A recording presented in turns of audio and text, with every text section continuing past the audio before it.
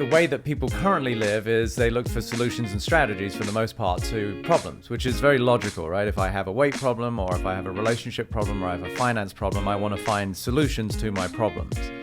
And as far as I'm concerned, that's a very archaic method of trying to find relief, because what you're actually doing is reinforcing the belief that you have a problem. So Peter, welcome back to the podcast. Thank you. Take two, the sequel. Take two, the sequel. Yeah, it's I've not had that many repeat guests actually. I think maybe only Rich Roll so far. So Really? I think you may well be the second guest, depending on when this comes out. Yes. Who's come back. I take that as a great compliment. Thank you. Well, you should do actually, because the episode we did together, the last one, is probably one of my most shared episodes ever. Wonderful. Now, it's really interesting. I'm very lucky. A lot of people listen to the podcast each week. Yeah. But there are some episodes that really strike a chord with people, and you see it being shared for weeks and months afterwards. And your episode with me certainly is one of those. Okay, wonderful. And so I look at that, I think, well, why is it that an episode like that makes people want to share it and say things like, I really understand my life now. I understand why I make certain choices. Yeah, yeah. And I think for me, that speaks to the power of the mind. Yeah. Which is what you're all about, right? Absolutely, 100%. But I'd love to hear your thoughts, Peter, as someone who, is a mind architect. Why do you think that episode has such impact? I think it's because, I'm a Brit with decent teeth and people were confused. All kidding aside. I mean, I'd like to think it's just because I'm speaking to an aspect of every human being, which is that we ultimately have a lot of things in common, right? On the surface, there's suffering. There's a broad statement, like suffering is with emotions and relationships and health and finances. People struggle. The human experience is challenging. And so I think there's a degree of resonance that people can hear that I'm speaking to that. I'm honoring that. I'm showing compassion and acceptance for that, while simultaneously giving them access to what I call this different paradigm, this world that's on the other side of our subconscious constraints. So the way that people currently live is they look for solutions and strategies for the most part to problems, which is very logical, right? If I have a weight problem, or if I have a relationship problem, or I have a finance problem, I want to find solutions to my problems. And as far as I'm concerned, that's a very archaic method of trying to find relief, because what you're actually doing is reinforcing the belief that you have a problem. So what I'm appealing to is, what if there was a different way to access freedom that was actually more of a process of dissolution than solution, which is one of my sort of catchphrases. I say I don't solve people's problems, I dissolve them. So I would assert that's why what I had to share really resonated with people, because we're all human, we're all doing the best we can, and yet there is this profound, deep knowing that things could be a lot better, and there is a different way to look at life. And I like to give people new eyes to look at whatever they can currently think their problems to be, such that they find immense freedom from them. So, and who doesn't want that? So yeah, who doesn't want that? And I think that term freedom, which is what you offer people, is something we should definitely redefine a little bit at the start of this conversation. Okay, sure. Yeah. A lot of people will be listening thinking, I mean, you're talking about freedom, but I am free. Yeah, exactly. I'm free in my life. So how can you offer me freedom? Yeah. No, it's a great question, and a lot of people do feel that, and I don't want to take that away from them. The sort of freedom I'm talking about is freedom from suffering, freedom from the limitations, constraints of our subconscious, which, again, I'm going to assert everybody has. It's just part of this dimension of planet Earth and being here as a human being. We're going to have our own perceived limitations and constraints. So the freedom I speak of is more like a spiritual freedom. It is awakening to the true essence of who we are beyond the facade of our sort of human persona. So every problem anybody has, as far as I'm concerned, belongs to the idea of themselves. So over time, and we'll get into this, I'm sure, today, through the conditions of our childhood and these caregivers from our mums and dads who aren't bad people, they're doing the best they can, but we're going to be triggered into we're not enough, and we did something wrong, or we're bad, and we're failures, all of these things that we have to experience on our journey. Then what happens is what was for a child pure possibility of being alive sort of became increasingly less possibility, And that then becomes resignation and cynicism and struggle and depression. And then that leads to the myriad of different methods we use to seek, relief from depression or suffering. And so freedom to me is freedom from that whole bucket of pain and misery. Peter, you see as clients, some of the most successful people out there. Yeah. We talked about your story last time. We talked about how you used to train Tom Cruise and Nicole Kidman. Yeah. How you help people with their mind. Top sports stars, basketball players, golfers, business executives. Yeah. It's really interesting. You have a lot of high performers coming to see you. Yeah. And you help them unlock things so they can be freer. They can actually live the life that they're meant to live. Yeah. I'm really interested for people at home who don't fall into that category. Yeah. Are there things that you do with these high performers that they can also do in their own life that's going to help them? 100%. And look, I may well work with high-end performers in different things, from sports to business to entertainment, but performance is a word that I would ascribe to any human being, a stay-at-home parent, mom or dad, a kid going into his first year at secondary school, or everybody's performing at some level. So performance is sort of just a big catch-all for the fact that as a human being, you're doing something. And what I like to help people is to do it at a greater sense of efficiency and joy and productivity.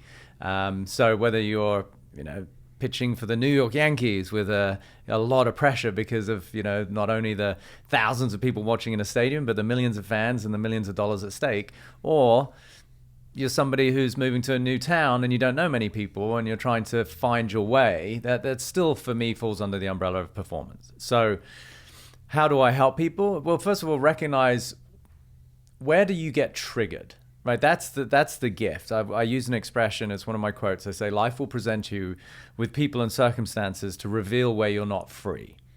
So if ever you get upset by something or someone, that's the thing to look for. That's almost like, well, there's the treasure that is the pathway to discover some more freedom. Because if you're unable to sit with or be with a circumstance, then what I assert is life is showing you where there's an opportunity for you to become a more powerful human being.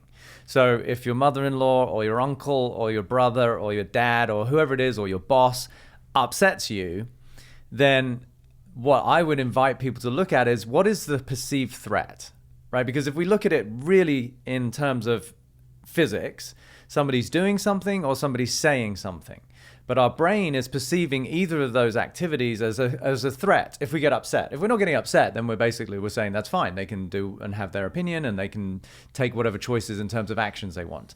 But wherever we get triggered to some sort of emotion, negative emotion, that's what I would ask both my clients and your listeners to go, okay, I got upset by this event. So what is it that is being triggered in me, because all the fear is in me, that is causing that reaction? And that's the tool, right? It's like, wow, if I'm upset by a circumstance, then I have an opportunity to find more freedom. And I think that word opportunity is very apt there, isn't it? Because many of us, and I absolutely did this in the past as well, would look at a situation where we perceive someone to, someone has upset me, for example. Yeah. And we often look to them saying, their behavior has upset me. If they change their behavior, I wouldn't be upset. Right. And that, I think, is what most people think. Now, when you go through this process, and I've not had the pleasure of working with you, but I've gone through my own process. It's funny, for me, one of the biggest shifts in my life over the past at least 12 months, is this idea, if anything triggers me in life, that's an opportunity to self-examine. Instead of shunning it away and pretending it's not happening, it's about leaning into it. I go, hey, what's this teaching me? Because you're right, if you were completely at ease with the situation, it wouldn't trigger you. Right. And the example I use for people, and it's something I use for myself, like social media can be a toxic place. There's many benefits of it, but certainly some people get triggered a lot. Some people find other people offensive. Or in the past, I have some sort of public profile. People will take shots at you for particular things. And in the past, it might have upset me. Whereas now, I use it as a mirror. Yeah. To go, hey, why are you being triggered by that comment? Okay. Because I can't control what someone else is doing. Right. Right? So it's like, well, what is going on inside me? Yeah. And sometimes it can be easier to figure out than at other times, right? So how do you, if people want to use that, because I think that phrase you say is brilliant. Thank you. If people want to use that and go, okay, look, so if I'm being triggered at some point in my life by my brother, by my wife, by my colleague, by my boss, whoever, you can fill in the gap for whoever you want, basically. Yeah. Instead of looking to them, it's about looking to yourself. But how does someone do that? By, first of all, listening to something like this, whether it's us or reading a book or another workshop or another podcast, where they're at least starting to become aware of the illusion, because even in your own language, you said, well, that person upset me. Yeah. Now that totally, from a human perspective, and we're all human doing the best we can. So first of all, there's compassion. But secondly, that is how it seems, right? Like, no, well, why are you upset? Well, so-and-so did something or so-and-so said something. That's just everyday common conversation. But it's an illusion, because nobody upset you. Somebody did something or said something, and then that triggered the upset that was already in you, right? Or if you said earlier about social media, somebody found somebody's page or post offensive. Yeah. Well, that again is revealing not so much what's going on over there in the post or the social media, but rather what is it about my beliefs that are in conflict with somebody else's self-expression. Now, Peter, some people are going to be pushing away at this point. They're going to be hearing this and going, what on earth are they talking about? Yeah. I mean, look, that guy has been mean, so therefore I am upset. Yes. Right? So when you can see through that and when you move beyond that and you understand, and I say that with compassion, right? No, I'm not saying that as like, I'm not sitting on a high horse and saying, it's just, there is freedom on the other side. When you figure that stuff out, when you realize that it's a mirror back to you. Yeah. For me, I think that's where growth happens. I think that's where freedom lies. That's where peace lies. Yes. But what about someone? I mean, you need awareness first, right? I mean, what if someone just doesn't get it? What would you say to them? Well, that's what I'm saying. Like through, you sharing work and doing these podcasts with people, and there's obviously nowadays millions of podcasts out there where people are talking on similar subjects, that we start with awareness and be gentle with ourselves. Because especially in my work, what I'm doing is I'm taking these deep, deep subconscious patterns, which are primal, meaning that they are deep in our DNA, they're survival mechanisms. Then we're bringing what was subconscious to conscious. So it's like, oh, wow, I can see that I have a pattern. I have a tendency. I have a conditioned response to a particular external stimulus. So I take myself, for example, because then I'm happy to be vulnerable about my own arc of freedom. So for me, what was a trigger was anything that was of value that was potentially going to leave me, right? Now, that's a general term, but it could be a girlfriend that I was in love with or that I was very close to. The fear was, okay, now there's something external that I'm putting all of this value on. What if it leaves? Now, that could also be someone's job. It could be somebody's financial wealth. It could be their status in a company. It could be their home. Like anything that we put any sort of sense of worth upon, it's a human tendency to be worried about losing that. Right now, the stock markets are crashing everywhere because of the fear of the virus. And so many people are going to be in a state of fear and reaction because they're losing something. So that would be the opportunity. Okay, what is the threat? Or their perception is that they're losing something. Yes. And some people may literally be losing something, right? But loss is that's a deeper distinction, right? Form comes and goes is the way I talk about it. I could say I've lost a lot of money on the stock market. I have relative to my portfolio, but it was always in my portfolio. So did I really have it? Do you know what I mean? It's like, so again, that's an example where many years ago, I would have been in a mild state of panic or concern, which would have been normal. It's human. It's okay. But now it is like, okay, it could be mildly frustrating. It's not what I want, but it's a different relationship to the same external stimulus. So it's to answer your question, we got to bring awareness to what is the subconscious pattern that I have based on my primary caregivers of mum and dad or high school or, kindergarten or wherever we learned these survival mechanisms, so that now I can find responsibility, because that's really what we're talking about here is either I'm a victim of life where, like you said, somebody upset me. Well, now you're a victim of your circumstance, or I'm 100% responsible for my relationship to life, because as Shakespeare said, nothing is either good nor bad, only thinking makes it so. Now, if you really understand that, it's beautiful, right? So nothing actually is quote unquote good or bad. It is entirely our own interpretation that is superimposed, our own narrative that we are positioning on top of an event or a person. And so that becomes the world of I. And at the most deepest level, the ego or the identity or the persona, its main objective is to be right about itself. And that's, for me, I joke and I laugh with compassion again, because people are doing the best they can. But when you really get it, people are arguing for their limitations. They're saying, no, watch me screw this up, or, oh, it was too good to be true. Like, when these sort of generalized comments are thrown out there, what you're actually saying is, I'm reinforcing my own belief that things don't work out for me. Yeah. So it's mad, right? That we argue for inadequacy, we argue for insecurity, we argue for scarcity, and that to me is it's very human, but it's also such a disservice to the immense possibility that it is to be human once you break out of these very primal limitations. It can sometimes be easier to see these patterns in other people. Without a doubt. It's blatantly obvious when it's somebody else, but when it's you, it's like, yeah. And I mean, you shared some of your own sort of journey there, and like for people who heard the first podcast, you shared how you lost your mum when you were 7 years old. Correct. Yeah. You lost your father in the Zeebrugge ferry disaster when I was 17. Yeah. When you were 17. That is a rough start in life. Yeah. Or certainly most people would say that is a super rough start. Yeah. Okay. And then if you're saying that there is a feeling of people who I love, whether it's parents or you mentioned a girlfriend leaving, is that your subconscious programming that is affecting your conscious thoughts? Like, is that something you've had to work on? 100%. And is it stuff that you've had to, or you managed to work on yourself, or because it's hard to see ourselves, has Mr. Peter Crone, the mind architect, needed to get help in order to do that? Both. And I think the greatest form of help is life. Yeah. Right? Which goes back to my comment about, like, life will present you with people and circumstances to reveal where you're not free. So where was I not free? Around the fear of loss. But where was the fear of loss? Within me.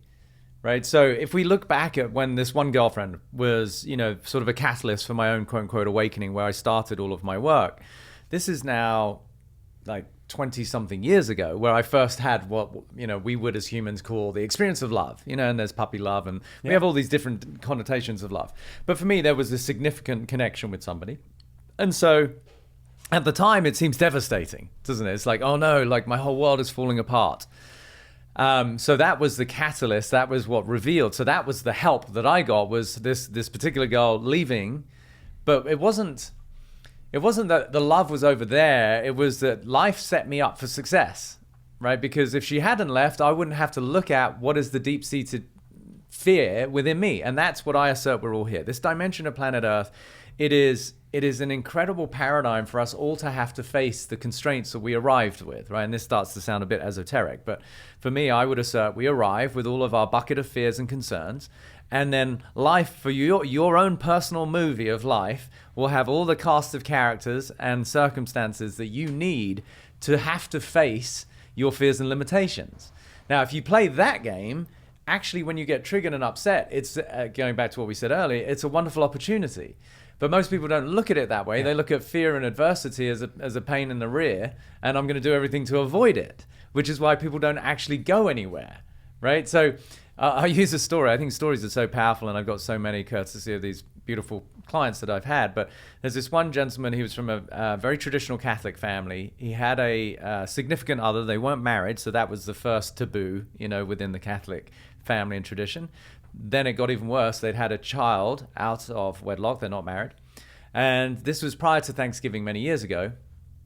And his dilemma was that he knew the relationship was coming to an end with this woman. It was very problematic. She was very mercurial and whatever. There's a lot of drama. So he came to me one day and he's like, look, I'm going to go to Thanksgiving and I don't know what to do. If I go with her and the child, everyone will assume that everything, business is as usual. But if I don't go with her, then everyone's going to question what's going on. So what do I do? Now, that's a very human binary way of looking at any problem. 0 or 1, 0 or 1, 0 or 1. And I said, it doesn't really matter what you do, because until you address what is the real root cause here, which is your fear in the fact that you don't feel fully loved and accepted by your family. So you don't actually have an honest, transparent, open relationship with your family. So whether you take her or you don't take her, you still have to, and you will be presented with the challenge of actually being so vulnerable with your family about your concerns, about how they think about you. So that was the bit, and he said, wow, like he got that he actually, as much as he loved his family, and they truly loved him, but they didn't have a true intimate relationship because they weren't being fully honest with each other. And this is why, you and I have talked about relationships, and why relationships don't work is because most people aren't fully authentic or open. And so that's one example of where his opportunity was to look at not was the solution to his fear, which would have kept him in the fear, but rather what is the fear and how can I break beyond that? It's a bit like symptom suppression or getting to the root cause. Whether he went or not, fine, it may have stopped a mini drama, potentially. Yes. But the mini dramas would keep coming. Like, they're not going anywhere because actually the root cause of that it's not being addressed. Yes. And that's why, again, as I said, it doesn't really matter what we do in terms of strategy or solution or the way that we try to mitigate or avoid perceived future problems. Unless you deal with the deep feeling of limitation, inadequacy, insecurity, scarcity, then it's still with you, right? Like I always say, if you notice wherever you have problems in life, you're there. Right? Or as I more tongue-in-cheek say, no you, no problem.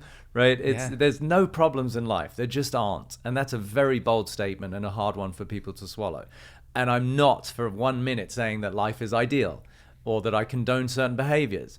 But there's not a problem. There's just what's happening, and then there's the circumstance of it. And sometimes the circumstances are very unpleasant and very painful. But the problems are all in our perception or how we relate to life. So really, if we were to talk about relationships, to me, life is relationship. Relationship is often understood as it's like a person and a person, right? Male, female, female, female, whatever it is, whether it's romantic or family or professional. But to me, relationship is our experience to life. We relate to life. However we relate to anything is what garners our own personal experience of life. And if people could just get that, then they have an entirely different way of looking at life. How am I relating to life versus what is happening out there somewhere separate to me that apparently is causing my experience of life? That's the victim model. That's the survival model. I have to do something in order to be loved and accepted. And now people are exhausted, their adrenals are shot. They're finding all sorts of means of escape, whether it be food, sex, drugs, whatever it is, alcohol, versus going, oh, hang on a minute. What if there is absolutely nothing out there that is causing my suffering other than my own superimposed perspective of circumstance? Now, where that gets tricky is that superimposition is, for the most part, subconscious. Yeah. So that's why we've got to bring awareness to why am I feeling nervous about a public appearance or like doing a presentation at work. They think it's, because everybody's going to laugh at me or whatever it is. No, that's something within you. Maybe when you were 5 or 7, you did a show and tell at school and people laughed. And that little bit of trauma is now still in you as a 45-year-old executive. And it's still the same way that you're relating to speaking to a group. Or the fact that your parents gave your older sibling a little bit more attention and bigger toys made you feel that, I'm not as loved as my older brother or sister. And so now you tend to attract a spouse or a partner, a boyfriend or a girlfriend who doesn't seem to give you the kind of attention that you'd like. Well, because you're still living in that's the way that you relate to yourself. I'm not the one that gets all the attention. That goes to fill in the blank, right? So that's the patterns that we want to keep revealing. And then we want to inquire into them. We want to ask, is it true? Is it true that I'm not lovable? Or is it true that I'm not enough somehow? Is it true that I'm a failure? And if we put question marks at the end of our own concerns, it's amazing how it will just open up a little bit of space for people, because my assertion is it's never a truth, it's just an opinion. I mean, I've heard you say before, I think, that conscious thinking is a result of subconscious programming. Correct, yeah. And feeling too. That's where it gets really tricky. And feeling. So the way that we think and feel, because feelings are that much more they've got density because now they become associated with our body. But yeah, the subconscious pattern, or it's literally like a construct. It's imagine like a particular framework, and then the thoughts, feelings, and actions live within that. So like this room is, I don't know, 200 square feet, right? That's the size of the room. That could represent the subconscious. Now, in this room, for that reason, we're going to have certain conversations that are available to us. This is great to do a podcast. We could maybe have like a little dinner party in here. But we're not having thoughts about, oh, let's throw some fantastic, rock band event here, or the Olympics. Yeah. That doesn't happen in the space because the space doesn't call for it. So if in my mind, the space I'm living in is I'm not enough, then the dreams and aspirations that I really have in my heart and soul, they don't become conscious thoughts because they're not available in a confined space. Does that make sense? Yeah. And that's why I love what I do, because I crack open these perceived limitations, and then people literally have an entirely new experience of who they are and what the world is and what becomes available. It is truly the world of pure possibility. Yeah. No, I love it, and I like you, I want everyone to experience it. Damn right, let's go. But yeah, because it is like, living your best life, being able to do the things that you've dreamt of, but you often put up obstacles to actually, to actually living out those dreams. And I think that story about, let's say someone at 45 is nervous to public speak, scared of what people are going to think. And then you relate that back to a show and tell when they were 5 or 7, when they got laughed at. Yeah. And it is, I think there's two parts of that for me. There's some imprinting that I guess often happens in childhood that serves a purpose in childhood, but no longer serves us as adults. Yeah. But also this idea that, it's ultimately conscious or unconscious. It's a story, isn't it? It's a story that we tell ourselves. Yeah. And we repeat it enough times, or we feel it enough, that becomes our reality. But ultimately, we have created that story. Yeah. So it is the tool for people sometimes, because I think if you don't talk about this stuff, if you stay inside your own head all the time, you can create these stories, and these stories become bigger and bigger inside your mind. That's why I think even simple things like journaling can be so beneficial for people, because you write stuff down and suddenly you see it written on paper. You go, you know what, God, I'm being a bit harsh on myself here. Or I don't know, a therapist or a counselor, when there's a third person there, suddenly that kind of emotional narrative, that story you tell yourself, it can be, you can sort of convince yourself that that's the truth, but in front of someone else, suddenly you're like, actually, God, I'm being a bit harsh on myself. I don't know. Is part of the problem that we don't talk about this stuff with third parties who have no emotional attachment to us. Like we're going to come onto relationships for sure. Yeah. But often we can create these narratives within our relationships. Let's say with a husband, with a wife, with a boyfriend, with a girlfriend. Things can fester out of control very quickly because two people have got their own narratives that they're strongly holding on to. And I think this is why couples therapy or thing can be so beneficial sometimes, just to have a third person there who's not related. You can suddenly go, actually, you know what? I'm talking a load of nonsense, aren't I, really? And it's only apparent when there's somebody else in the room. Totally. No, I think, and I mean, as the majority of your audience is probably, from England, I think as domicile Brit, we were brought up in a sort of relatively reserved way, right? Like having come here to the States, there's a lot more self-expression. There's less conservatism in terms of the way that people just dress and talk and believe. Is that a good thing? I'll tell you why I asked that. I would have thought, as a kid growing up in the UK, we had a certain perception of Americans. You know, the sort of, this is awesome. This is like very, very emotive. We're number one. Right. And I think as Brits, we always thought, a lot of Brits find that brash and distasteful. Right. But I have changed my view on that over the last 5 years, in the sense that I kind of feel, you know what? At least they're expressing the way they're feeling. They're not holding back. They're not keeping it in there. They're expressing it. They're not afraid. This is my perception. To sell themselves, to talk about their qualities and things that we as Brits found, distasteful and not the way you do things. Actually, well, maybe we're the ones who have actually, got the issue where we won't express our emotions, where we'll keep them locked inside and we won't say things that we're proud of. Do you know what I mean? You have that unique perspective. Sure. You grew up in the UK, you now live out here in California. Yeah. You know, what's your take on that? Is there something cultural in that? And is the American way potentially more helpful? I think it's, you know, cultures are sort of the en masse expression of the individual, right? The collective expresses, like you look at Australia, the same, right? Tall poppy syndrome. So that gets indoctrinated into kids as we grow up. Like, well, don't show off too much because then people want to cut you down.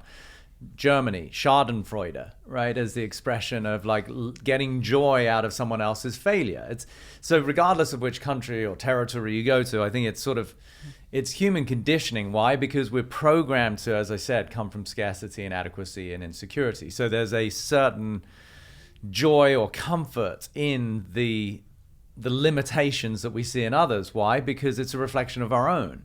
And so I think that's the biggest obstacle that we have to overcome. And I do think to a certain degree, the States, you know, there is a degree of, it is being brash. I say it's like the cocky teenager, you know, whereas you look at Europe, it's like the wise grandfather, you know, and that's just sort of speaking to how long these civilizations have been there, right? Like Europe is quote unquote much older. So if we were to look at it collectively, it's like a wise grandpa, you know, whereas America is a young country and it's like full of testosterone. It's like, we're number one, right?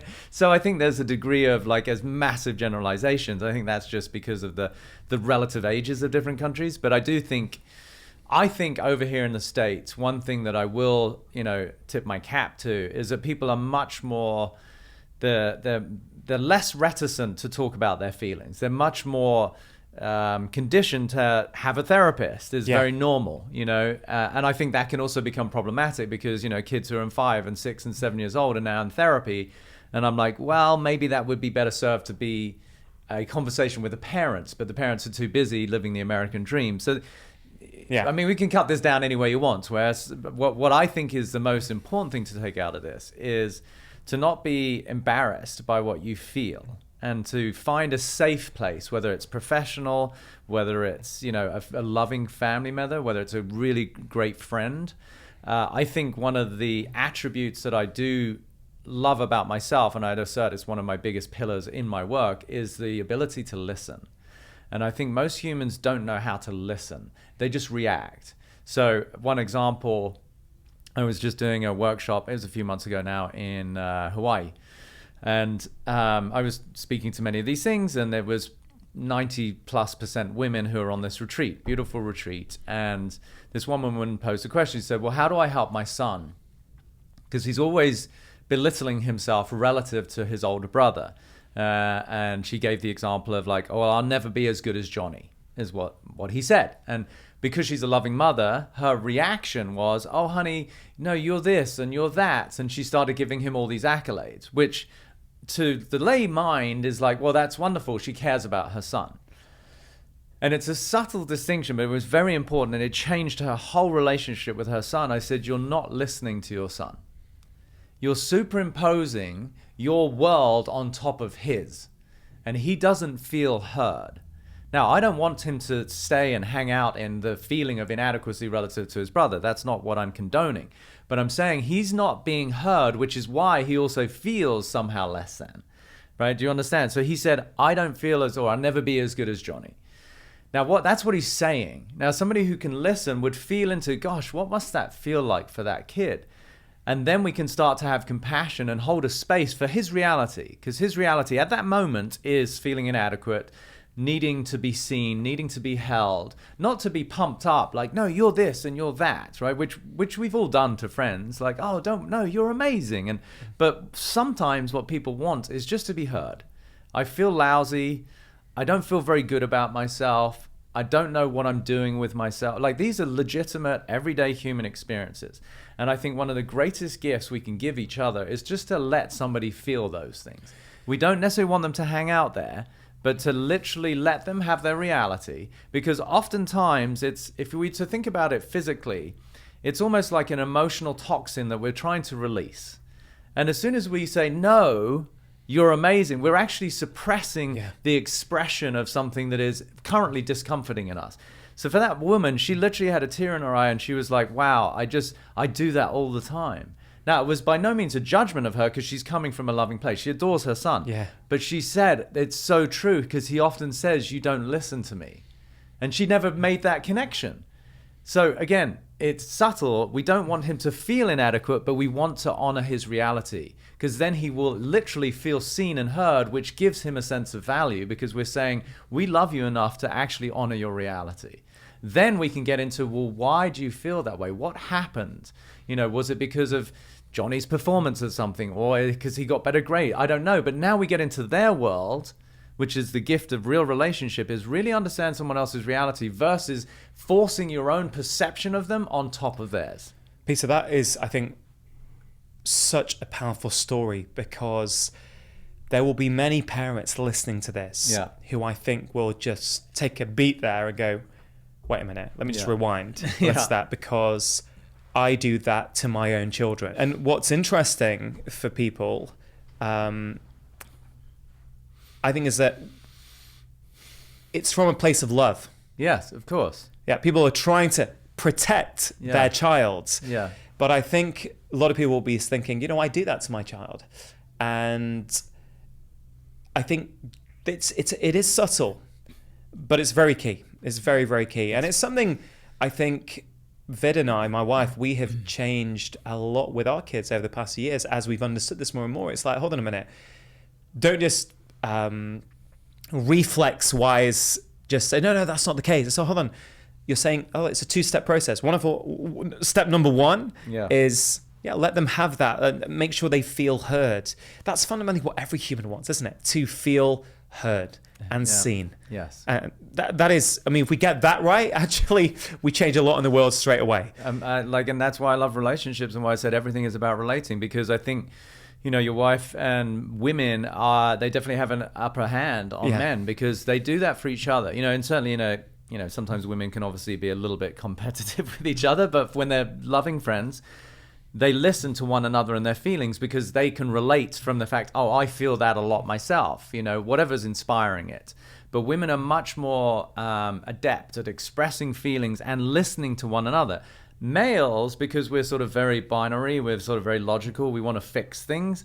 We don't necessarily understand that all they're doing is expressing, meaning women, partners, sisters, mums, girlfriends, wives, they're just sharing how they feel.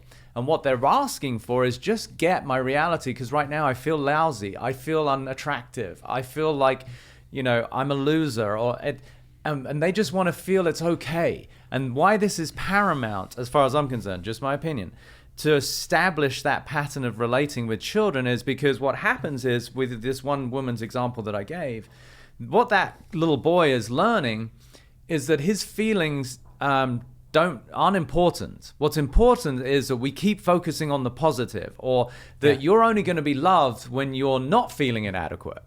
So we're not actually making room for our humanity. And that's my work, is allowing all of our flaws, our beliefs of inadequacy and insecurity to be there, not necessarily to deny them or suppress them or drink them away, but go, it's okay to have a day where you feel like shit. It's okay. And when you really give yourself that permission, it opens up your bandwidth to love, which is all embracing. Because otherwise we collapse love with, no, I'll love you as long as you behave the way I want you to. Yeah. I mean, if you really get that, what has that got to do with love? That is complete preference. That is all about me. That's not about you. That's conditional love. Yes. That's conditional love in some ways, isn't it? It's like, behave in the way that I like and I will love you. For that reason, I would actually say it's got nothing to do with love, which is a deeper interpretation of love. See, when people talk about unconditional love, I say that's a complete paradox, because it's love or it's not. It doesn't need to be, love is all embracing. And if people just get that, because they will say, I love so-and-so. But if they really were to look at themselves in the mirror, I don't deny that at some level they do, but in the way that they behave, the way that they speak to that person, the way they react to that person isn't a reflection of love. It's a reflection of control, manipulation, demand, and dismissiveness. These aren't the qualities of love. Love is, I accept you 100% for who you are, with all of your emotions, all your self-expressions. You still have your own preferences in that. Like if somebody does behave in a way, obviously, that is in any way hurtful towards you, that may be a relationship you want to reconsider, but I accept you for who you are. It's like I always use the example of I can love a heroin addict for who they are and have a lot of love and compassion for where they're at in their life. It doesn't mean that it's somebody that I want to date or invite over for Christmas to my house, right? So I still have my own personal preference within that, but there's no judgment. If people could understand the disservice that it is to make another human being wrong in any capacity, that alone opens up an entirely new world for people of compassion, love, acceptance, and for ourselves of relief, because I don't need other people to be a certain way for me to be okay. And that's what people are saying. You need to do this. You need to behave that way. Don't do this. You should do that. Like, it's exhausting. It is exhausting. If I think that my joy, my happiness, my relief, and my sense of contentment is completely predicated on how other people behave, excuse my French, but you're fucked from the get-go. Right? Because you're saying that I need to control the myriad of moving parts that is my family, my company, my friends, and my society in order for me to find any glimmer of peace. That is a hopeless proposition. It is exhausting, it's futile, and what I'm inviting people to consider is you can allow everything and everybody to be exactly the way they are and still be completely at peace. And I'd assert that's the only form of real peace there is to allow life to be the way it is. One of the phrases I think that has influenced my life significantly is, I think I heard you say this on a conversation. I can't quite remember exactly where it's from, but this whole idea that once you understand that if you were that other person, you would be behaving in exactly the same way. That was me with Drew on Broken Brain, how we met. Yeah. Exactly. Yeah. And that has been a life-changing phrase because what it does is that it takes pressure out of the situation. It takes sting out of the situation. It brings in love. It brings in compassion. It brings in understanding. Yes. And you can apply that to anything in life, right? You can apply it. We mentioned social media before. You can apply it to friction at work. Yeah. Once you understand that if you were that person, you would be behaving exactly the same way. If you were born where they were born, you had the conditioning they had as a child. You had the upbringing they had. Yeah. You had the life experiences they had. You'd be behaving exactly the same way. And I guess, you know, it's really interesting for me that because people say, no, I wouldn't. You know, some people say, no, but if I was in that situation, I wouldn't behave like that. I would make this choice. Right. But what's really interesting is that since our chat went out, I had a chat with someone called John McAvoy that went out on New Year's Day. And John's got one of the most incredible stories you'll ever hear. John was part of... He was a criminal, right? I think I saw, he was one of powerful. the UK's most notorious criminal families. Yeah. He had 2 life sentences by the age of 24, I think. Right. He was... you know, I think he had his first gun when he was 16. He was in the highest security prison in the UK with the 7/7 bombers, and you know, he was like literally, you know, he's what society would have regarded as scum. Let's lock him up. Yeah, right? exactly. Okay. Yeah. But when you hear his story, and you hear him explain his childhood, and you hear him explain how he had no male role models, and the only male role models he had were criminals, gang members, who drove, you know, flash cars and treated women with respect and stuff. He tells his story beautifully. There's such authenticity. But there's a beautiful end to that. You know, he's come out of jail. He's now inspiring kids through movement and through exercise. You know, there's a really nice end story. So we celebrate John. We celebrate what he does. But he will say, I am nothing special at all. Every single prisoner in this country has the opportunity to do the same as I did. I got lucky. Right? But if we provide the right environment and the right, I guess, I would say level of compassion and understanding, every prisoner's got the opportunity to change like that. But I guess what I'm trying to get at is that phrase, why it's so powerful, is that we get it with like a John McAvoy who's gone from the depths to, you know, coming out of prison, being a free man. Can we apply that to our boss who is pissing us off? Can we apply that to the person who just cut us up on the road on the way to work and we're infuriated at? You know, do you know what I mean? It's like, can we apply that to those everyday things? Because if we can, it changes everything. That's the world of peace. And I think the ultimate person for whom we want to ask, can we apply that to, is ourselves. Because self-forgiveness is probably the greatest barrier to peace, right? This is a huge conversation for people already, right? To consider, wow, what would my relationship look like if I stopped making my husband wrong, or I stopped making my wife wrong, or I stopped making my parents wrong, that would open up an entirely different level of intimacy and peace for myself. That is huge. But what if I could stop making myself wrong? So in your example, that, the boss that pisses me off, first of all, the boss isn't pissing you off, he's doing or saying something, or she is doing or saying something. But what if I could forgive myself for the reaction that I have of fear or whatever it is that's creating my upset? That's an entirely different level of love and compassion. Your story of John reminds me of one. I just want to share it because I was personally involved in this story, and it speaks to this, which is I was on my way to a date. This is many years ago down in Long Beach, which is about 25 minutes, 30 minutes from here, depending on traffic. And it was during Super Bowl. It was probably 6-7 years ago. Anyway, I missed my exit because one of the things I pride myself on is being someone who honors their word. So I don't like to be late. And if I am, I'll always communicate, right? So in this case, I was running a little late. I had communicated, but I wanted to honor my word, and especially as a respectful man to a woman, like I didn't want to leave her waiting wherever she was. So for whatever reason, I missed my exit. I have to go down and turn around, come back up on the freeway or the highway. And or the motorway. Or the motorway. The M25. Haven't been on that for a while. So I'm pushing it a little bit. I'm doing about 85. And all of a sudden, out of nowhere, I get nudged in the back of my car, like bumper car style. Like I'm driving above the limit. Please don't judge me for that, because I'm doing that within my conditioning. And yeah, I'm like, what the hell was that? Like, so he must be doing 90-95 in order to ram the back of my car. As I look in the rearview mirror, I see this car sort of swerve a little bit after he's hit me and then take off. Now, I was driving a car with a decent amount of horsepower, so I kept with him. I wasn't even angry. The funny thing was, I was more curious, like, what the hell was that? So he came to the next exit, and there was a single lane exit, and he was trying to get past. There was a car, and I distinctly remember there was been raining a little bit. There was a pothole, and his wheel went down. There's this big splash, and he couldn't get past the car. So as we come down to the surface street, he knows that I'm right on his tail at this point. And he pulls in. Fortunately, he doesn't take off. He pulls into a parking lot of some sort of restaurant, and I pull him right behind him. Now, I'm not advising people do this. This was just purely based on instinct, because it's LA and I didn't know who was going to get out of the car and if he's packing heat or whatever it might be. So I made sure I got out of the car first so that he could hear my voice as he opened his door. I said, hey, everything's okay. My name's Peter, right? So sort of make some sort of connection. He gets out of the car. He walks up towards me and I say, hey, are you okay?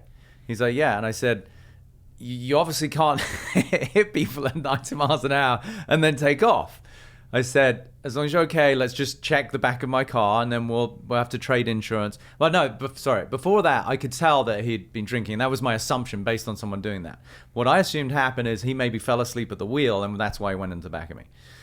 So he'd come back from Vegas. He'd been celebrating something to do with the Super Bowl. And so I said, have you been drinking? He's like, yes. I said, thank you for being honest. So I'm honoring his vulnerability. I said, I'm not going to let you get back in the car. Is there someone we can call to come and pick you up? And he said, yeah, I can call my wife. I'm like, okay, great. I said, whilst we wait, let's just check my car and then we can trade details. We checked my car, next to nothing on it, fortunately. And then I said, okay, this is my insurance. Where's your insurance? He pulls his wallet out and he's trying to find papers. He's a bit discombobulated. He pulls something out and a ring comes out and falls on the ground. He picks it up. I said, is that your wedding band? And he said, yes. And, and then I could tell just energetically, like he's starting to feel a little sad. And I said, is everything okay? He says, well, we're just going through a tough time right now. And I said, that's okay. And I said, but she's coming here to get you. She said, yes. And he said, we might be getting divorced. And anyway, so we sit and chat for a minute. Long point of the story is that would have been somebody who many people, and again, not judgment of them either, would have been like, put that guy away. He's a hazard to society. He's drinking and driving at 95 miles an hour. And what I heard was somebody who was just in a lot of pain, had found some relief to just get away and find some sort of companionship with friends and drink in Vegas. He was rushing back because he had to get to work in the morning, which was a job he wasn't that happy with. It wasn't paying him a lot. And so, with love and compassion, I held a space for him. He got home safe. He called me the next morning, and I don't need to reiterate what he said, but it was very flattering and complimentary. And then we met for a coffee at a Whole Foods like a week later, and I sat with him and helped him get through the fact that he was at the time drinking about 70 units of alcohol a week. And you know, his life, as I said, was on the verge of, with his wife, was on the verge of divorce. And we turn that around just because, you call it Good Samaritan or whatever it is, or that I'm fortunate enough to have the wherewithal to be able to help people, that he quit drinking. He got promoted at work. He and his wife got back together. They bought a house, you know, and for years, this is a long time ago, we stayed in touch. And that was somebody who was given a glimpse of a different life than the one that was otherwise predictable, you know. And that is only because, not to make me sound like some, you know, Good Samaritan out on the streets at all, but what is possible when we can have a little bit more compassion for people, not fully know what they're going through until we actually inquire and we care enough to listen and let somebody tell their story and accept them for it, and as best as we can give them support. Now, of course, there are situations where things are very, very trying and very painful for humans and what they go through. We don't need to like speak to events, but people go through very hard times, and sometimes there are circumstances for those behaviors. One of my clients was, you know, sexually abused when she was 8, and you know, these things do happen, and that's not like, oh, let's have love and compassion for the person who was doing that to her. Then that might be necessary, but in a controlled environment, right? So I'm for everyday folk where we have judgment and we have criticism and we have hostility towards people, there is an opportunity to turn that around and go, okay, wait a minute, if I could just have a little bit more patience and understanding, that was at one point somebody's baby, and that baby did not know hostility and vicious behavior. It was conditioned into them through whatever they had to go through to survive. And so it really is a very engaging story, that, and it's, I mean, you mentioned it at the end. I was thinking as you were saying that, you know, at the heart of your approach is compassion. That's at the heart of it. That is, you can actually summarize everything and say it's about compassion. Compassion to the world around you, compassion to people you come across, but also compassion to yourself. And it's not one of the biggest obstacles to this for people, the fast pace of 21st century living. And why I say that is because if you're always rushing around, if you're always in a chronic state of overwhelm, and you know, I've got too many things to do, I can't do this, can't do that, you know, you're rushing all the time, you know, you never think you've got any time for yourself. It's very hard then to take time to be compassionate for other people if you haven't got time to even be compassionate for yourself. And you know, one of my big recommendations to people is that, again, I think it's a necessary part of self-care on a daily basis. You need some alone time. You need some time to yourself where you can just sit with yourself. You can not necessarily sit with yourself and hide on Instagram, but sit with yourself. So these feelings come up to the surface. You can think about them. You can talk about them. You can write them down, something. And if you don't have that, I think it's very hard to move to the next stage. I mean, what would you say to that? No, I think it's great. I mean, the comment that's coming, or the expression that's coming to mind is slow down. And that's easier said than done. But again, I make the point that everyone's in a hurry to get to a future where one day they don't have to be in a hurry. You know, if you just look at that, right? It's like people are working in jobs they don't enjoy, you know, to hopefully have sufficient money one day so that they can relax and have fun. But, you know, to what degree could we incorporate some of that now and actually take a breath? Like quite literally, just stop and breathe for a minute, because it is so conditioned within us to survive. So your point about the hurry, the urgency, this competitive nature of society, it's a survival paradigm. And to me, real success is where I can be at peace in the midst of chaos. And that's got nothing to do with my bank account. It's got nothing to do with, you know, whoever's on my arm as a beautiful man or a beautiful woman, or the title on my business card. It's, can I be comfortable in my own skin regardless of what's going on around me? And that to me is a human being who's found the true definition of success. Because I'm blessed to work with people who have more money than time, and they would traditionally be seen as the most successful because of their net worth. Yet, if you were to understand the inner mechanics of their feelings and their thoughts and their relationships, you would see somebody who's quite broken and who's very upset and is on all sorts of medication and doesn't know how to feel compassion for their partner, and certainly doesn't feel loved by anybody. So is that really success, or is that just somebody who's got a lot of cash? So I think it's the opportunity to redefine what does it mean to be a successful human being. And this is why I talk about this work, because it's not this linear track of one day future scenarios of when I have, right, fill in the blank, enough money, the best body, the right partner, the bigger home, the best job, the blah, blah, blah. That is this perpetual waiting game, which is saying that my happiness, my freedom, and my peace are perennially ahead of me. But if you just understand that, then you have to be at some state in a mild state of dis-ease or frustration or lack of contentment, because the way your brain is conditioning your relationship to life is that what I want is in the future. So that speaks to my lack of contentment today. And what I'm inviting people to consider is that you're always where you are. You're never in your future. I'm not saying don't have goals and aspirations. I have many. But I have an intimate relationship with life and the way it is right now. And I'm fully content with the way things are, whilst still being committed to things that I'm excited to create. But, having been involved with many athletes, I think one of the things that hit so many people hard, and it certainly did me, is the Kobe Bryant death. And here's somebody who is literally so full of life, and his legacy is beyond in terms of what he's accomplished from just within his sport, but then he'd become an Academy Award winner because of his storytelling and his books, and obviously who he was as a father. And here's somebody who we could argue is at the prime of their own life, and then just like my dad, he went to work one day and he never came back, right, because of the Zeebrugge disaster.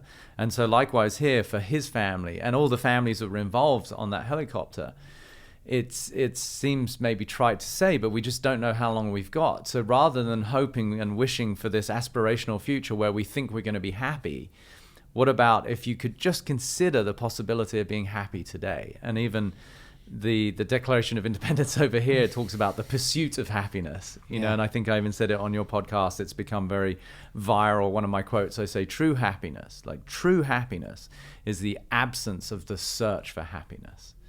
And that gives an entirely different relationship to time. That I'm here right now with you in this conversation, and there's nothing quote unquote wrong in my life. I'm not worried about where do I have to be next, or what am I going to, or what are people going to think about what I'm saying. Then I wouldn't be in the moment with you. I would be in my own mind. And I feel that is something that people lack. If they could just slow down enough to go, wait a minute, is my life truly in danger? Or is that just my perception? Is it really a life-threatening situation, or is it just the way it feels? And could I just for a minute sit quietly, take a few deep breaths, listen to the person I'm with, who invariably is going to be a loved one of some form, and actually not feel the need to react or control or manipulate or get somewhere? That's real relief for people. Some of the themes that have just come up, I wonder if we could apply to something specific like obesity. Okay, sure. And what I mean by that is, often we think, we're going to be happy when we've got that body. When I've lost this amount of weight, things are going to be great. I'm going to be able to fit into this, pair of clothes. I'm going to be able to do this. And obesity is so widespread these days, both in the UK and certainly here in America for sure. Yeah, worldwide. And we're not really making inroads into obesity. Yeah. And I think there's many reasons for that. And I've been trying to create my own framework for obesity recently. I'm sort of playing around with a few ideas based upon my experience and what I see. And so there's a couple of things I just want to touch on with you based upon your work that I think might be useful. So a lot of people who are trying to lose weight, a lot of my patients have said to me, when this happens, I'll be able to do A, B, and C. So this is this whole idea that I can't be happy now. Yes. I will be happy in the future when I've lost the weight, without realizing that this unhappiness with the way things currently are is going to make it much harder for them to actually get to that destination in the first place. I want to really touch on that with you. Yeah.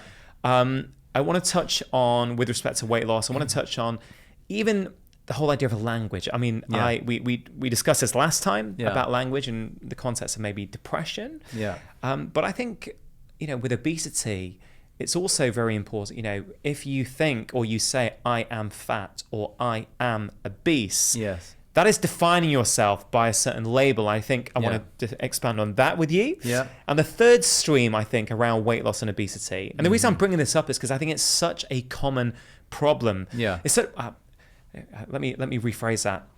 It's a common issue that people are seeking help with. A lot of people would like to lose what they consider to be their excess weight. Yeah. Okay.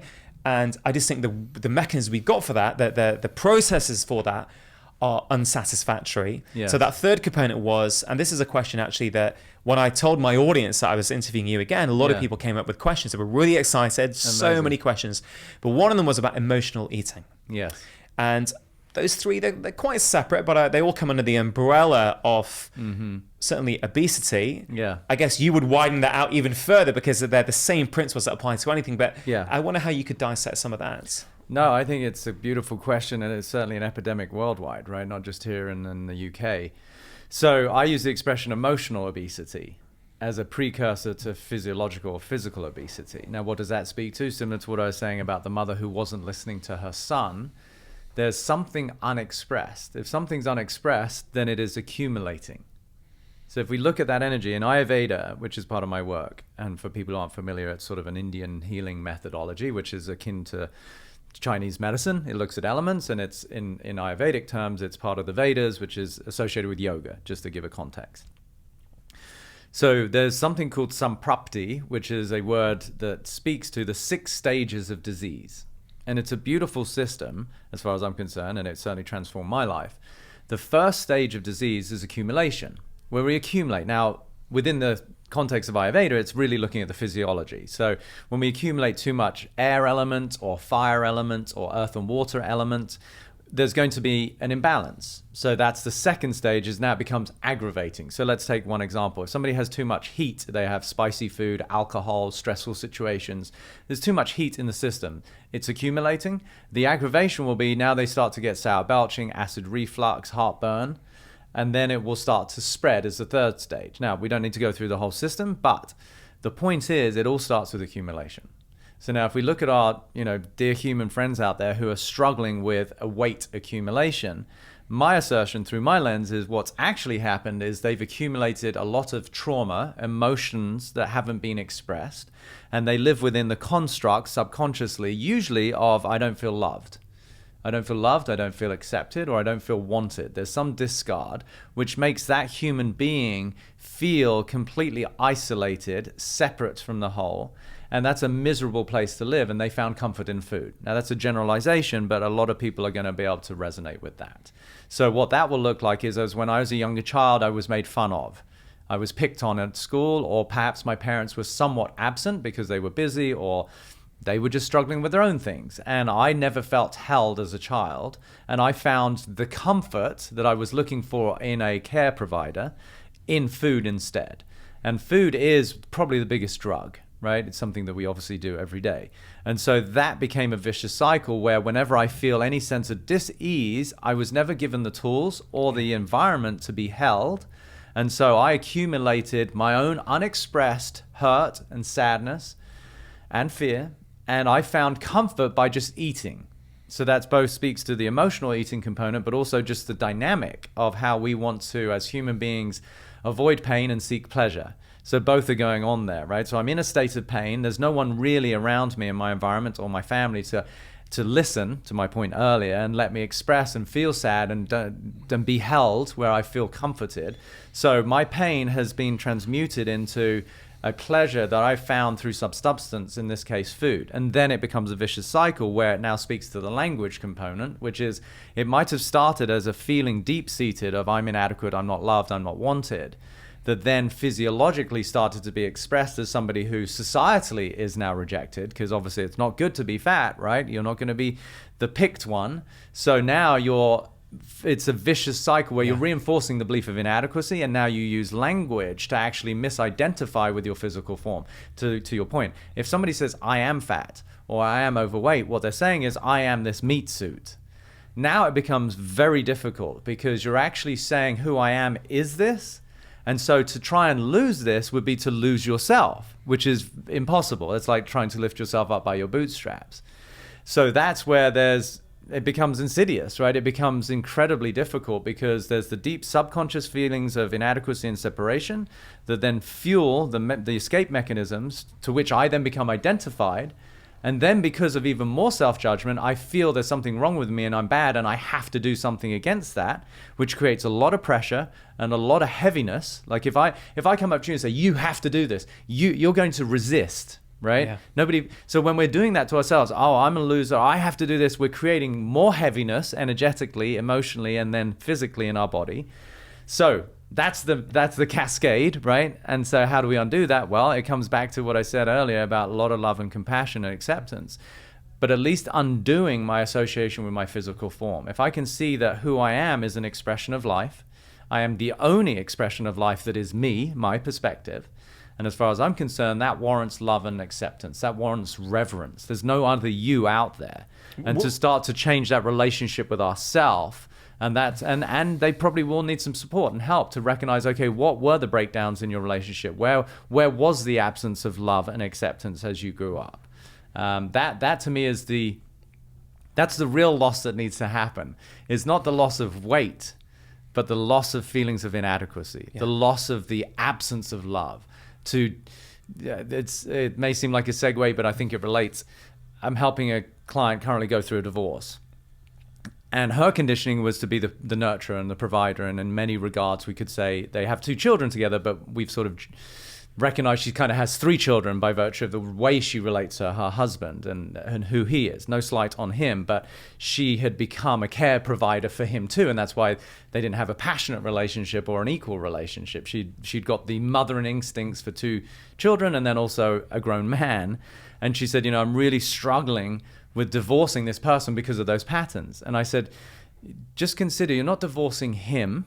You're divorcing the version of yourself that attracted him. Yeah.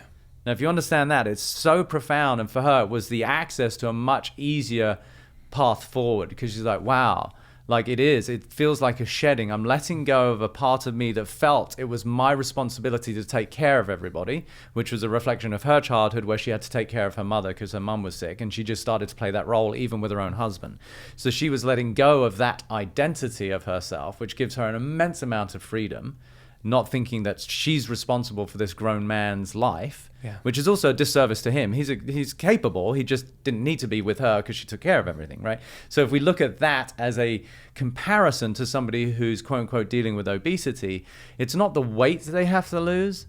It's the image of themselves that they're looking to shed that has got these connotations of inadequacy, of not being acceptable, of not being loved. That is the real weight loss opportunity. Because when they let go of that, they find a new sense of love and compassion for themselves, which is the precursor to a new body. Yeah. I mean, would you encourage them to even reframe the way they say it? For example, instead of saying, I am obese or I am fat, I am someone... For example, I am someone who is currently carrying excess weight. That's more accurate, isn't it? Yeah. Can they start using language immediately to start changing that relationship? 100%. And I would even, I get poetic. I love to write. And, that's how I find joy in expression. I'd say who you are is an expression of pure love and pure possibility, looking through a lens of inadequacy, insecurity, and scarcity, which led to a behavioral adaptation where I found comfort in food. Now, if you look at that cascade, and we come back to what did I say at the beginning? You are an expression of love and pure possibility. It is purely based on the view you have of yourself and life, that I'm not loved by society, I'm not wanted, that who I am in my relationship to myself is inadequate. That lens, it's a lens that I look through, gives me the experience of sadness, isolation, depression, hopelessness, worthlessness. From that perspective, I am going to be in a position of pain from which I've found relief in food. Now, if we lift off that lens, if we remove the lie that there is something wrong with you, that you're not loved, you're not accepted, then there is relief. And in relief, I don't need to find comfort in food. So yes, to your point, they could say who I am currently is somebody who, based on my conditioning, has accumulated excess calories over time that expresses as a bigger body. That's the physics. But the why is because of the way that I view myself as somehow less than, as somehow inadequate. And that's the thing to really look at. Is it true that who you are is somehow not enough? It might feel that way. You may have expressed yourself your entire life that way, but I would assert it is not a truth. And in the absence of that self-deprecating view of yourself, if that is gone, then people feel such an immense weight loss emotionally. Like everybody I work with says, gosh, I feel so much lighter. Yeah. that is an energetic / emotional precursor to then their body reflecting that. Yeah, it's the more I think about obesity, the more I reflect on patients over the last 20 years, the more I don't know, the more I think we've reduced the narrative around it to be simply about calories. Yeah, it's about energy. Food, and it's not at all. And even within food, and people talk about hunger, but there's physical hunger, and then there's emotional hunger. You know, why are you eating? Like someone on that Insta story I put out to ask you questions, I think someone said, ask Peter why I can't stop eating foods in the evening that I know aren't helpful for me. Yes. Right? You sort of answered that because actually it's part of that story. The way I see it, the way I talk about it is that we're now using food for things that we never used to use it for. For instance, food used to be there as fuel for physical hunger. When we were really hungry, we needed fuel, we'd eat. Yeah. Now we eat when we're sad, when we're lonely, when we're depressed. Yes. When we're stressed. You know, we eat for all kinds of other reasons now. Yes. And simply telling people what to eat, yes, it works for some. It does appear to work for some, certainly in the short term. Yes. But long term, these things never tend to last because what to eat isn't the root cause. It's why people are eating it in the first place. Yeah. You know, and it's 100%. It's I don't talk about obesity that much on the podcast. It hasn't come up for a while, but I think it's super important because it is not just about read another book to tell me what to eat. No. For some people, sure, I have seen ultimate. And what would you say for some people who do change what they eat and they do read them and go, oh, right, it's this. Yeah. Would you say there's no emotional component there? No, everybody's got an emotional component. Maybe they're a little bit more strong-willed or committed, or perhaps their degree of obesity isn't quote-unquote as drastic, you know? And maybe they're just somebody who's very, you know, left-brained and they just like, oh, okay, I need instructions and I'll just follow them. I think if we really break it down, what is food, right? It is a form of nourishment. And the expression I use, again, I say for the most part, Westerners are overfed and undernourished. Now, that is not just about food. That is going back again to my point about relationships and how we do or don't experience love. So love is another form of nourishment. Physical touch, being held by someone, being told that, you know, it's okay, even if somebody's feeling sad. That is a beautiful form of nourishment. And in the absence of those forms of nourishment, people are going to find, just based on their brain chemistry's impulses, some form of pleasure or nourishment. So invariably, the people that are struggling with physical reflections of excess or the first stage of disease accumulation, they're just missing those other aspects of nourishment. And it's easy for me to sit here and say these things, and I hope people understand I'm coming from love and compassion, which is, yes, you may be listening to this and you may be in this situation, and your question, your brain is saying is, yeah, but I don't have any good friends. My parents aren't there, or they estranged me when I was very young, and all I can say is, you know, I hope you can find love and compassion for yourself. Start there, because that would be a precursor to other people showing up energetically. You know, how might they do that, Peter? Like, how someone hearing that go, okay, fine, how can they start doing that? Is it with daily journaling? Is it with affirmations each day, saying I'm full of love, hope and compassion, you know, I am a worthy human being in front of the mirror? Is it you know, I've seen Marissa Peers on her podcast, and she talk about, you know, with some of her clients, she has I am enough. She gets them to lipstick it on their mirrors all around the house. Everywhere they go, they see I am enough, and they say I am enough. Yeah. I don't know, you know, is there something practical for them that they can start showing compassion to themselves? I mean, those are great tools. And again, you know, I'm not much of a strategist, because I think awareness is the most important thing. Then it's practice. So to answer your question directly, yes, there are going to be things they can do. But more than anything, I want people to understand they are a unique expression of life. Like, if that person is a parent or was a parent, I often say, if you had a baby that was yours, and even if, again, you don't, but you can imagine, I don't have kids, but I can certainly imagine if I had my own child, you're obviously a dad, you understand, what would your energy be towards that child? And categorically across the spectrum, people are like, gosh, I'd just do anything for them. Now at least that person has a semblance of what does love look like? Because oftentimes we don't know what self-love looks like because we use it, or it gets expressed in our relationship to somebody else that we care about. So sometimes what people need is just a hypothetical or a real life example of where do I express love? And now we can tap into that because I know how I would feel towards my own child, towards a baby. It doesn't even have to be, it could be a niece, it could be a nephew, it could be your friends just had a new baby. And if I know, gosh, there's a preciousness there in that child, that is equally a reflection of who I once was as a baby and energetically and emotionally still am.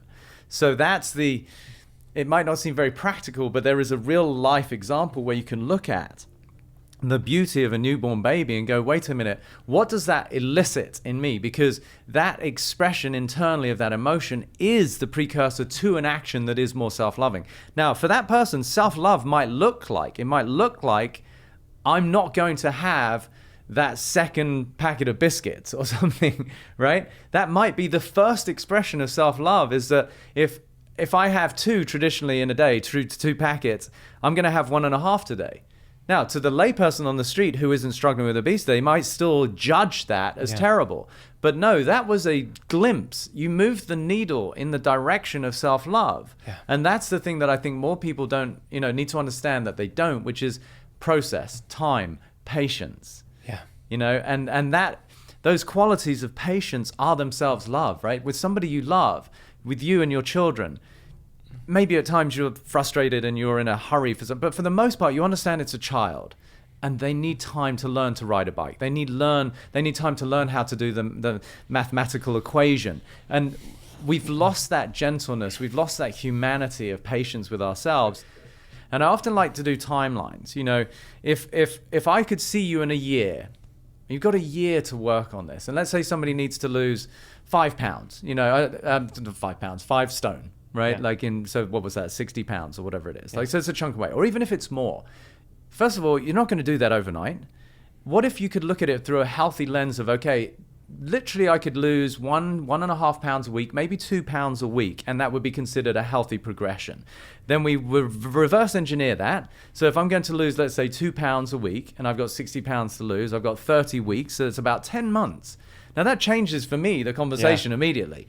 Wow, it gives me breathing room that I'm not supposed to do this overnight. I've got 10 months to do that. So immediately I'm giving myself some compassion. I'm giving myself some time to breathe. Rather than by the end of January, I must drop 2 dress sizes. Yes, and it just becomes unrealistic. Yeah. And then so you're actually setting yourself up for more self-sabotage. And feeds that cycle of, I failed, I'm not worthy of this, which of course is the precursor. So again, it all comes back down to, and again, it may sound esoteric, poetic, but for me, I love turning on the internal expression of male and female expressions of love, right? And what does that mean? So like I said, if you imagine you had your own baby or you could see somebody's baby, to me, it pulls forth the expression of the quintessential mothering, unconditional love and acceptance. A mother's energy is embracing, it's nurturing, it's all holding. When the baby's crying or it breaks something, the mother's inclination is, don't worry, it's okay. Yeah. So to bring that quality, and then the father, the paternal energy is love, but with a little bit of sort of that logical commitment and something that is we're going to work towards. It's an analytical side. And I think what we tend to do is we tend to come straight in from the masculine. Like, well, what should I do? What is the strategy? And sometimes I feel, beyond sometimes, every time I feel what people need first is that feminine, it's okay. It's okay where you're at. That currently you're 2, 5, 300 pounds, it's okay. I get that you're discomforted, I get that you feel terrible, but it's okay. You are where you are. Now the person feels seen, they feel held, there's a degree of self-acceptance. Now, what would you like to do as a choice, not as a reaction? Because if we're coming from a reactive state of mind too, we're denying ourselves. We're saying, I'm not something and I need to fix myself. That is also going to be a losing proposition. Versus, I'm going to choose to take care of myself, and over a very, very realistic time frame, this is now the practical side, the masculine, I'm going to commit to what are the choices I have to make to lose 1 to 2 pounds a week. That may seem completely nominal relative to somebody's current condition, but check back with me in a year and see where I'm at. And I forgot who said it, but it was like Ernest Hemingway or somebody. They said, look, the time is going to pass anyway. like relative, the world is going to keep moving. So you might as well do something that is good for yourself, right? I mean, just a couple of observations there, Peter. I'm conscious that we're almost at the end of the time we have, and we still haven't covered a load of the things that I wanted to, which means we're going to have a podcast part number 3. Yeah, when I'm back in LA in a few months. Yeah. I wanted to touch on relationships and kids. Yeah. And I think we have done a little bit, to be fair. I think we have done. And what's interesting, you mentioned before, what would your relationship be like with your kids? Regarding patience, you would be patient with them. It's really interesting that for me, as I've become more compassionate to myself, and more patient with myself, I become more patient with my kids. Yes, of course. And that sort of applies to relationships as well. And we didn't go in deep into relationships. No. We sort of touched on some of them. Yeah. I wonder briefly, only because we're out of time. For people, and again, this is something we can go in deep next time. Love to. I'm sure there will be a next time. I have no doubts. But are there some sort of practical tips that people can think about in their relationships? Yeah, one word: listen. Listen. It's so misunderstood when people talk about communicating. What does usually come to mind when you say, communicate? What do you normally think of when you hear that word? Like if I'm communicating, how do I? Like what is the connotation? If I'm saying, they're a good communicator, what does that normally imply? It normally implies they're good at explaining something to someone else. Correct. So I want to flip that around. I want to say the greatest communicators are the greatest listeners. 2 ears, 1 mouth, right? Yeah. So in relationships, if this is like sort of, we're down to the last couple of minutes and there's an ultimate takeaway, is work on listening. There's no greater gift you can give a human being than to truly get their reality over there. Most people tend to react. They're not listening. So even if someone comes up and calls me an idiot, which fortunately they don't, but if from my perspective, I really got that's how they viewed me and I was listening, there's no reaction on my end. There's actually just curiosity because that's not how I view myself. So I'm kind of curious, where did you get that opinion of me? So now I get into their reality versus retaliating and say, well, screw you, you're an idiot, which is how most people relate. It's a very basic form of language, but it's because people don't listen, they react. And again, I'm going to reiterate it. There's no greater gift you can get than to truly understand, fully get somebody's view of life. They're just expressing how things look through their eyes. And what most people do is they don't get their reality. They listen from how does their view affect me? That's how most people are listening. What is their words and what are their actions? What are the implications to me? Which is the survival mindset. That is not a relationship. Really get this. That is not a relationship with anyone else. That is a relationship with my view of my own existence, which is why most people aren't in a relationship because they're not with the other person. They're with the other person. And how does that person threaten my view of life? That's why most people are lonely, why most people's relationships aren't passionate and fulfilling and joyous. Because they don't understand that a relationship has got nothing to do with my view of survival and how that person upsets me or brings me joy or they have to behave in a certain way for me to feel okay. It's rather, I'm fascinated to get to know your view of life. And that would change this whole world and the way that people relate to each other like you wouldn't believe.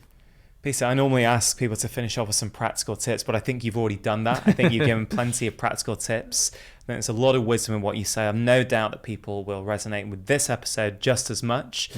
I didn't share as much of my own story in this one, but maybe we can do that next time. We'll look at your relationship. We'll look at my relationship, exactly.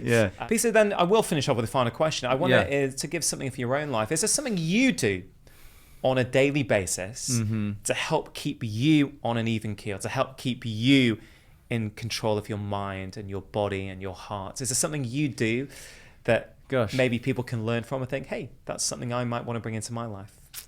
So, I mean, practically there's many things, but I would say they all stem back to the same perspective that I hope people are getting from this, which is self-love and care. Whether it's, you look at it as a tragedy that my parents died when I was very young, or you look at it as an opportunity for me to have to step up and take care of myself. And perhaps that was the precursor for me to initially be in a real heightened state of survival because there was no one else there to take care of me. Or that was maybe what was the set me up, quote unquote, for success of turning self-preservation into self-love and acceptance. And so if you were to follow me around, for example, and sometimes people want to know the things to do, right? Like, so I get up early and I work out and I go and an infrared sauna, or I do cold plunging, all these things that now become very on vogue in the biohacking world. And I eat good food and, I do a hyperbaric chamber from time to time. Like, these are things that I do. You live in California, right? Exactly. You've got to do these things out here. Exactly. So these are the things you might see. But what I want people to understand is, what is the underlying energy? What is the why, or the how am I doing it? Because I also know a lot of people who will be at the local gym every morning at 6 o'clock in the morning. And it looks like what they're doing is good for them. But the underlying current that drives them is really an addiction to their feeling of inadequacy that they're trying to compensate for by looking a certain way. So I don't want people to get too caught up in the actions and the behaviors, and really look at what is the underlying essence of where I'm coming from. Are you making choices for yourself that are founded in self-love and appreciation, or are they founded in sort of survival and preservation?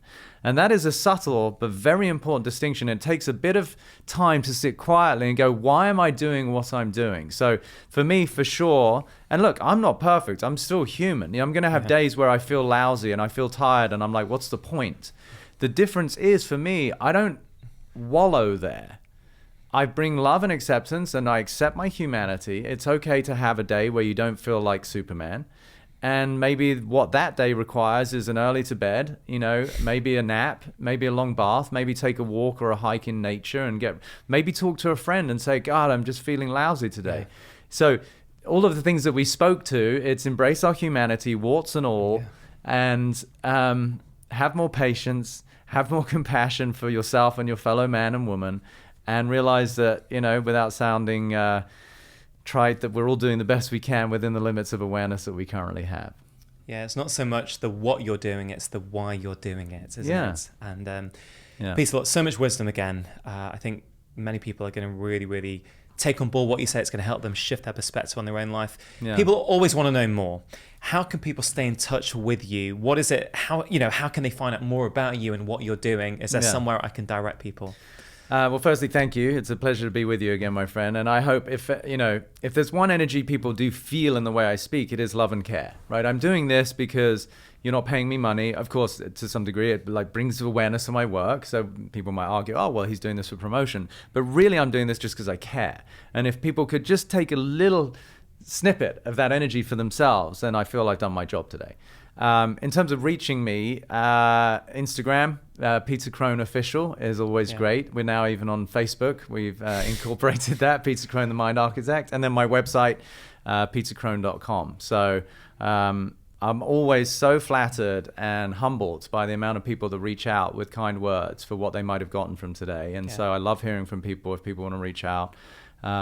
Because we're all doing the best we can, and I feel blessed that I have a perspective that seems to really inspire people to look at life through a different set of eyes, and I don't take that for granted, and I feel an honor and responsibility to be able to share that with people so that they today might find greater freedom and peace in their life. Well, Peter, thank you so much for your time. And I look forward to part 3, a point very soon in the future. We got our own ongoing series. We do, yeah. We'll ask more questions and we'll keep coming. All right, Rangan. Thanks, bud. Take it easy, man. Thank you. Press subscribe to get more inspiration and ideas on how to feel better so you can get more out of life. And if you have a moment, why not check out this conversation that I've picked out as a perfect follow-up. Remember, lifestyle change is always worth it, because when you feel better, you live more.